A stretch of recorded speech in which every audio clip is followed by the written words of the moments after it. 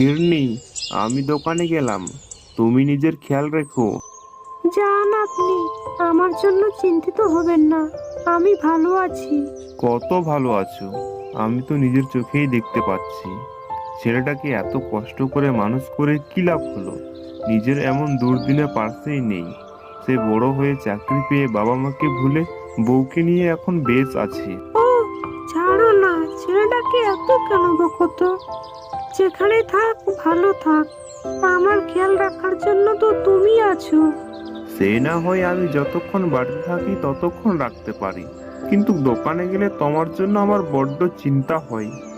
একা একা তোমাকে বাড়িতে রেখে যেতে একদমই আমার মন চায় না। দোকানে মনটা একটুকু টানে না।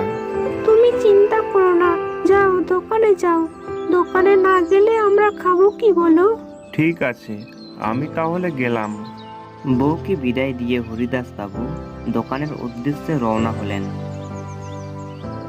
হরিদাস বাবুর একমাত্র সন্তান সুরেশ। হরিদাস অনেক কষ্ট করে ছেলেকে শহরে পাঠিয়ে নিজের জমি জায়গা বিক্রি করে সন্তানকে উচ্চ শিক্ষিত করেন, কিন্তু তার কুলঙ্গার ছেলে পড়াশোনা শিখে একটা চাকরি পেয়ে বিয়ে করে শহরেই রয়ে গেছে।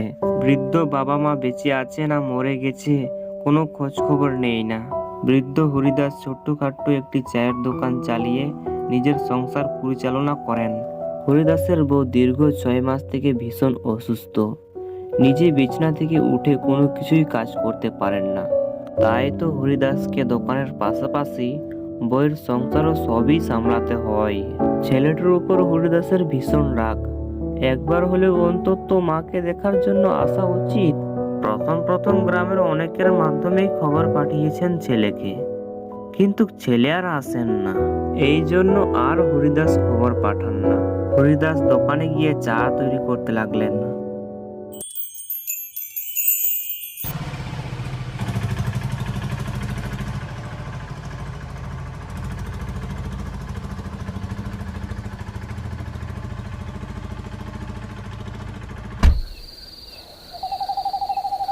বিমল, অনেকটা পথ তো পেরিয়ে এলাম, কিন্তু এখনো মেন রোডের রাস্তা তো দেখতে পেলাম না। আমরা ভুল রাস্তায় এলাম না তো? হ্যাঁ, আমি তো তাই ভাবছি। এদিকে রাতও অনেক হয়ে গেছে। আচ্ছা চল, সামনে দোকান বা মানুষ পেলে জিজ্ঞাসা করে নিব। বিমল ও সুজিত দুজনেই কলেজের বন্ধু। সুজিত তার বাবার অটো নিয়ে তারা দুজন বেরিয়েছিলেন লং ড্রাইভে। ফেরার পথে বেশ রাত হওয়ায় অচেনা রাস্তা আর অন্ধকারের কারণে রাস্তা ভুল করে ফেলেছেন। দুজনেই সামনের দিকে এগোতে লাগলো কোনো মানুষের সন্ধানে। সামনে একটু এগোতেই হঠাৎ তাদের অটো থেমে যাওয়ার কারণে তারা দুজন অটো থেকে নেমে গেল। অটো থেকে নেমে বিমল সুজিতকে বলল, এই রে, মনে হচ্ছে তেল শেষ। ভাবছিলাম রোডের পাশে মনে হয় তেল পাম্প পাবো, ওখান থেকে তেল নিব, কিন্তু এখন তো দেখছি সব শেষ। এখন কি হবে? আশেপাশে তো কাউকে দেখতে পাচ্ছি না। পাম্পে কোথায় আছে, কার কাছ থেকে জিজ্ঞেস করব? ওই যে সুজিত, দেখতে পাচ্ছিস সামনে ওটা কি চায়ের দোকান? হ্যাঁ হ্যাঁ, ওই যে দূরে, ওটা মনে হয় নিশ্চয়ই চায়ের দোকান। চল চল গিয়ে দেখি। দুজনেই অনেক কষ্টে অটোটিকে ধাক্কা দিতে দিতে সাইড করে তারপর সামনের দিকে এগিয়ে গেল। তারা দেখলেন একটি চায়ের দোকান। দোকানদার ছিলেন হরিদাস। তারা দুজনেই দেখলো এত রাত্রে হরিদাস চা বানাচ্ছে। হরিদাসকে চা বানাতে দেখে বিমল বলল, কাকা, এখানে পেট্রোল পাম্প কোথায় আছে বলতে পারবেন? ছেলেদের দিকে দেখে হরিদাস হাসে হাসে বললেন, তুমি আমাকে হাসালে বাবা। এই অজপাড়া গায়ে তুমি পেট্রোল পাম্প খুঁজছো? আশেপাশে কোনো পেট্রোল পাম্পে নেই বাবা, তবে এখান থেকে মাইল 5 গেলে সামনে মেন রোড পাবে, সেখানে হয়তো পেট্রোল পাম্প পেয়ে যেতে পারো। কি, এখান থেকে 5 মাইল? বিমল, আমি আর হেঁটে যেতে পারবো না। আর অজপাড়া গ্রামে মনে হয় না গাড়ি পাবো। আরে তুই একটু থামবি?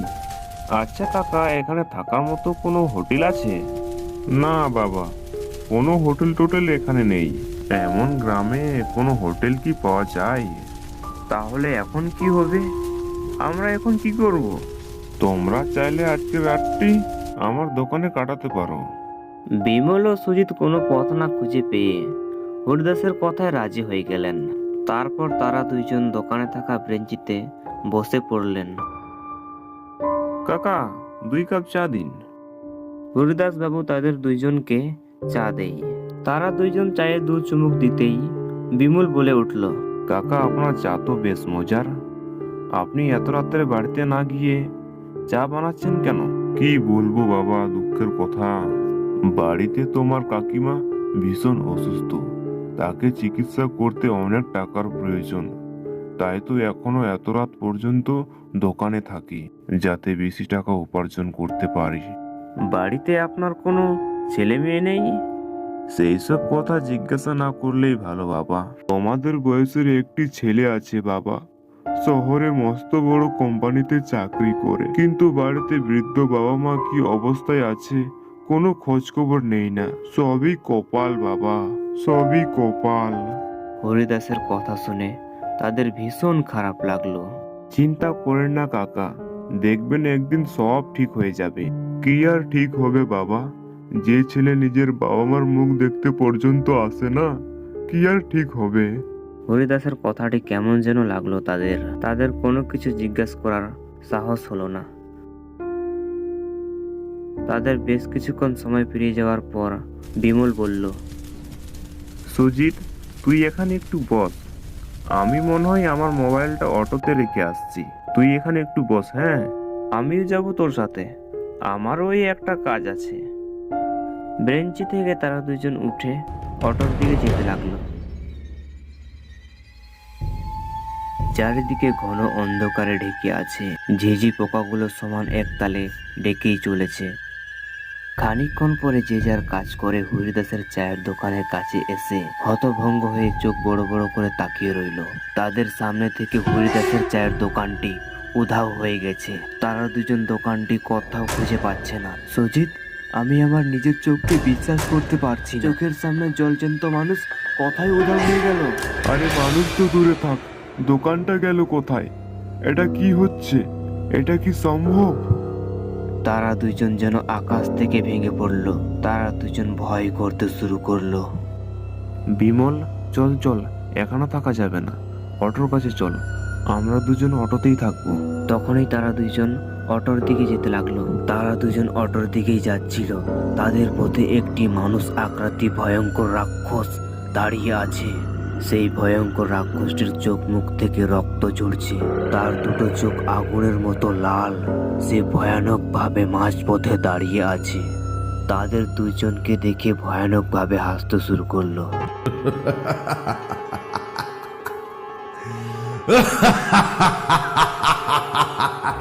কে রে, তোদের এখন কে বাঁচাবে?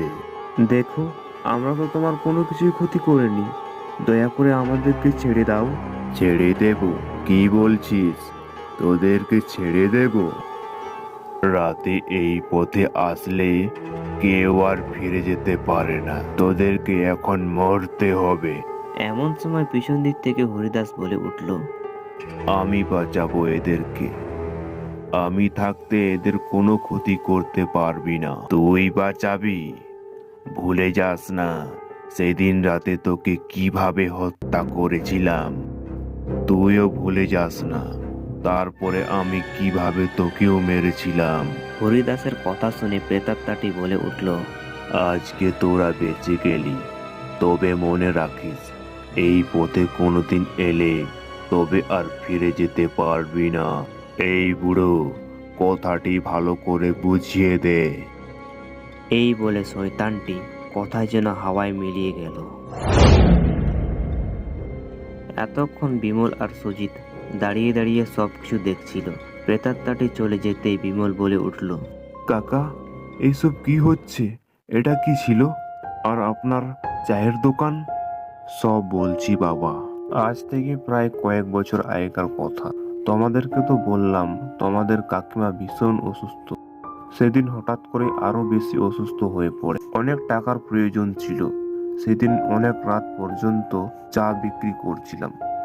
বহু রাতে বাড়ি ফেরার পথে হঠাৎ দুইজন ডাকাত আমার উপর আক্রমণ করে আমার কাছ থেকে টাকা চাই। আমি টাকাগুলি দিতে রাজি না হওয়ায় তাদের মধ্যে থেকে একজন তলোয়ার দিয়ে আঘাত করে। আমিও নিজেকে বাঁচার জন্য ওই তলোয়ার দিয়ে তাকে আঘাত করি। আমরা দুইজনেই মারা যাই। তোমাদের কাকিমাও যত্নের অভাবে না খেয়ে সেও মারা যায়। এরপর থেকে আমার আত্মা এখানেই ঘুরে বেড়ায়। পথে বিপদকারী লোকের সাহায্য করি আর ওই প্রেতাত্মার হাত থেকে আমি রক্ষা করি। বাবা, সবার শেষে তোমাদের কাছে একটাই অনুরোধ, বাবা মা সন্তানকে অনেক কষ্টে মানুষ করে, তাই বাবা মাকে বৃদ্ধা বয়সে কোনোদিনও ছাড়তে নেই, কারণ বাবা মাই হচ্ছে আসল ভগবান। রাতে ঘুমাতে ঘুমাতে হঠাৎ আমার ঘুম ভেঙে গেল। বিছানা থেকে উঠে দেখি আমার স্ত্রী সুমনি ঘুমাচ্ছে। আজ বৃহস্পতিবার, চাল ভিজা গ্রামের হাট খোলাই আজ ধানের হাট। হাটটি অনেক ভোরবেলায় বসে, তাই তো অন্ধকার থাকতেই রওনা দিতে হয়। গ্রামের গরিব কৃষকগুলো তাদের বেশিরভাগ ফসল বিক্রি করে এই চাল ভেজাই হাটে। আমি তাড়াতাড়ি বিছানা থেকে উঠে ধানের বস্তা ভর্তি গরু গাড়ি নিয়ে রওনা হলাম হাটের দিকে। ভোরবেলায় বস্তা ভর্তি গরু গাড়ি সাজাতে অনেক বেলা হয়ে যায়, আর বেলা করে হাটে গেলে একদমই ভালো দাম পাওয়া যায় না। তাই তো রাতের বেলায় সবকিছু ঠিক করে গুছিয়ে রাখি। বাহিরে চাঁদের আলোতে চারিদিকে আলোকিত হয়েছে। এমন জ্যোৎস্না রাতে গরু গাড়ি নিয়ে যেতে বেশ ভালোই লাগে। আমার বাড়ি থেকে হাটটি প্রায় 5 মাইল, তাই আশা করি বেশি সময় লাগবে না। এই চাল ভিজা হাটটি অনেক বড়, তাই তো অনেক দূর দূরান্ত থেকে মানুষ এই হাটে ধান বিক্রি করতে আসে। সকাল হতে না হতেই এই চাল ভিজা হাটটি অনেক ভিড় হয়ে যায়, তাই তো ভোরবেলায় ধানগুলো নিয়ে যেতে হয়।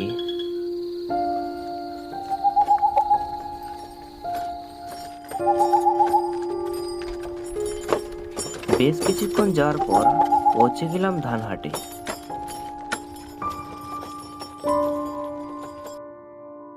কিন্তু আমি হাটে যেতেই একদমই হতভম্ব হয়ে গেলাম।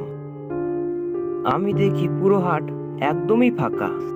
আমি ছাড়া পুরো হাটে একটিও মানুষ নেই। ব্যাপারটিতে আমি বেশ অবাক হয়ে গেলাম। এতক্ষণে প্রায় হাট ভর্তি লোক হয়ে যেত, কিন্তু আজকে তো কোনো লোক দেখতে পাচ্ছি না। আমি কি কোনো ভুল করলাম? আজকে বৃহস্পতিবার নয়? না না, আমার এমন ভুল হতেই পারে না। হ্যাঁ, আমার স্পষ্ট মনে আছে আজ বৃহস্পতিবার।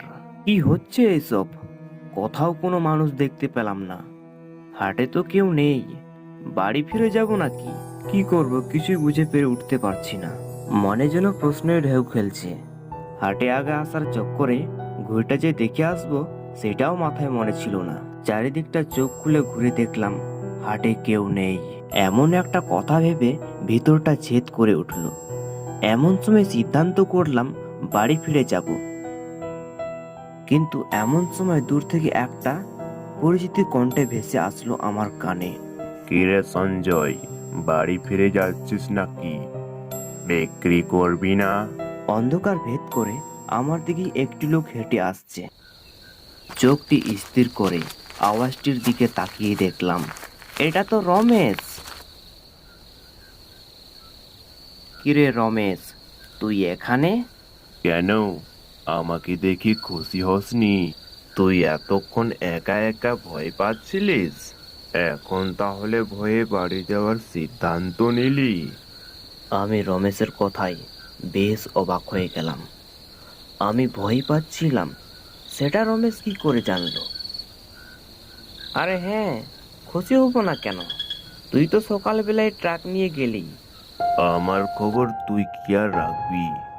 আমি বেঁচে আছি না মরে গেছি কোনো খোঁজ খবর নিস না। আচ্ছা চল, ধানটা বিক্রি করে আসি। হাটেই তো আছি, কিন্তু এখনো তো কাউকে দেখতে পাচ্ছি না। আরে হয়তো পুকুর পাড়ে বসেছে হাটটা। হ্যাঁ চল, তোকে নিয়ে যাই। রমেশের কথা শুনে আমি বেশ অবাক হয়ে গেলাম। আজকে যে এই হাট পুকুর পাড়ে বসেছে, অথচ আমি খবর জানি না। আর রমেশ কখন এলো আর খবরটা কি করে পেল? আমি কৌতূহলী হয়ে রমেশকে জিজ্ঞেস করলাম।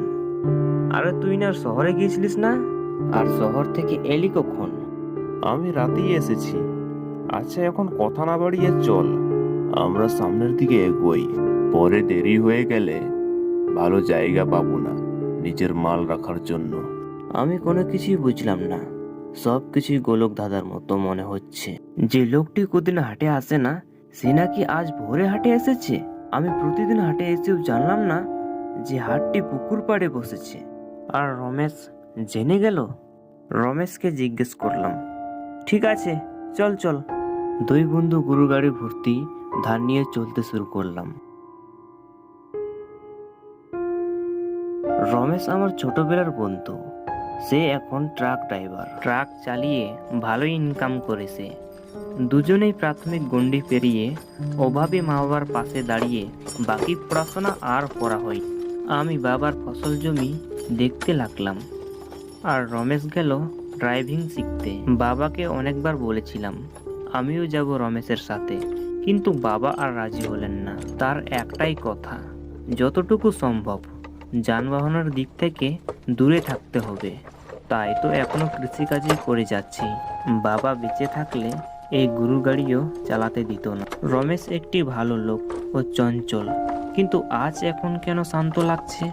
এতটা রাস্তায় এলাম কিন্তু মুখে কোনো কথা নেই, অথচ অন্য দিন বকবক করে আমার মাথাটাই খেয়ে নিত। আমি একটু চিন্তিত হয়ে জিজ্ঞেস করলাম, আরে রমেশ, ঘরে বৌদির সঙ্গে ঝগড়া করে এসেছিস নাকি? কোনো কথাই যে বলছিস না। আমার কথার কোনো উত্তর দিল না, শুধু একটা শুষ্ক হাসি দিয়ে বলল, না, তেমন কিছু না। আর কোনোদিনও হয়তো ঝগড়া করার সুযোগ হবে না। হঠাৎ এমন কথা বলে আমি সেটা বুঝে উঠতে পারলাম না। রমেশের এমন কথাবার্তাতে খুব একটা ভালো লাগছে না। বেশ কিছুক্ষণ চলার পর পৌঁছে গেলাম পুকুর পাড়ে।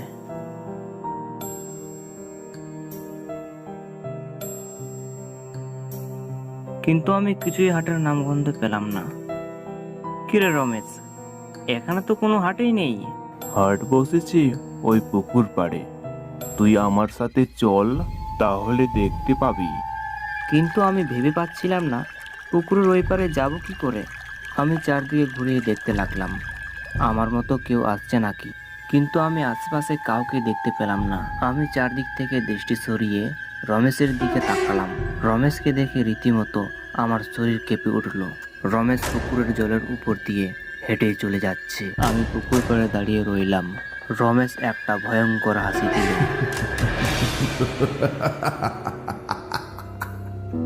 তাকে দেখে আমার ভয় হতে শুরু করলো। রমেশ তখনই আমাকে বলল, ওইখানেই দাঁড়িয়ে থাকবি? আয়, আমার সাথে আয়। আরে রমেশ, তুই জলের উপর কিভাবে দাঁড়িয়ে আছিস? আরে আয় না, তুইও আমার মতন দাঁড়িয়ে থাকতে পারবি সারা জীবন।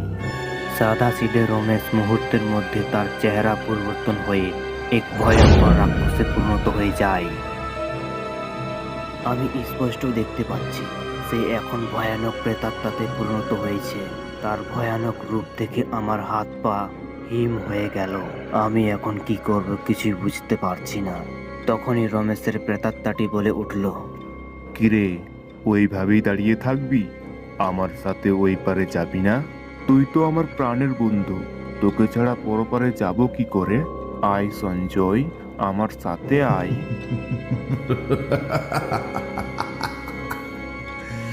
মানুষ মারা গেলে তো পরপারে যাবেই রে বোকা। গতকাল রাত্রে অ্যাক্সিডেন্টে আমি মারা গেছি রে। আমি এখন বেঁচে নেই। বন্ধু হয়ে তো একবারও খোঁজ খবর নিলি না আমার। এখন তোকেও আমার সঙ্গে নিয়ে যাব। তার ভয়ানক রূপ দেখে আমার জ্ঞান হারাবার উপক্রম। তার ভয়ানক চেহারা দেখে আমার চোখ যেন জড়িয়ে আসছে। আমি আর নিজেকে নিয়ন্ত্রণ না করতে পেরে সেখানেই জ্ঞান হারিয়ে মাটিতে পড়ে যাই।